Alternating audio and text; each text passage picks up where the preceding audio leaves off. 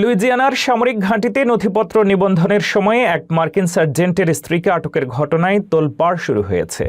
২০ মাস বয়সে যুক্তরাষ্ট্রে আসা অ্যানি ইয়ারিৎজা এখন গ্রিন কার্ডের বদলে দেশান্তরের হুমকির মুখে। সেনাপত্নীর এই ভাগ্য বিড়ম্বনা ট্রাম্প প্রশাসনের অভিবাসন নীতি ও মানবিকতার সংঘাতকে নতুন করে সামনে এনেছে, জানিয়ে ক্ষুব্ধ খোদ সামরিক পরিবারগুলো।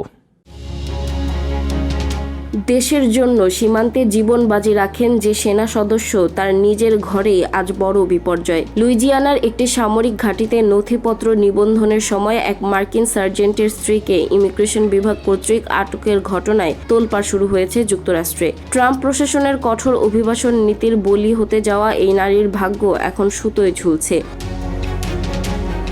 গত ২ এপ্রিল ফোর্ট পোল্ক সামরিক ঘাঁটিতে স্বামী সার্জেন্ট ম্যাথিউ ব্ল্যাঙ্কের সাথে গিয়েছিলেন ২২ বছর বয়সী অ্যানি ইয়ারিৎজা রামোস আলভারাডো। লক্ষ্য ছিল একজন সেনার স্ত্রী হিসেবে নিজের নাম নথিবদ্ধ করা এবং গ্রিন কার্ডের প্রক্রিয়া শুরু করা, কিন্তু সেখানেই ওত পেতে ছিল আইস এজেন্টরা। সামরিক ঘাঁটিতে প্রবেশের পরপরই তাকে আটক করা হয়।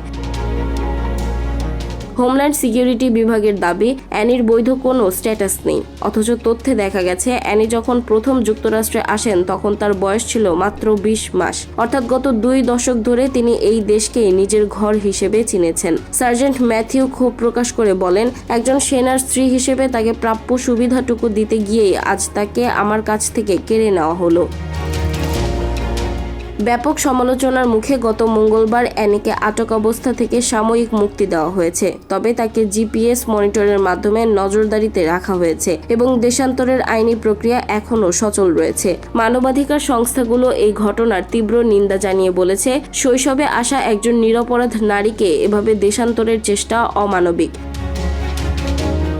অ্যানি জানিয়েছেন তিনি কেবল মর্যাদা নিয়ে বাঁচতে চান। একজন সেনার স্ত্রী হয়েও তাকে কেন আজ দেশান্তরের মুখোমুখি হতে হচ্ছে, সেই প্রশ্ন এখন মার্কিন রাজনৈতিক মহলে বিতর্কের জন্ম দিয়েছে।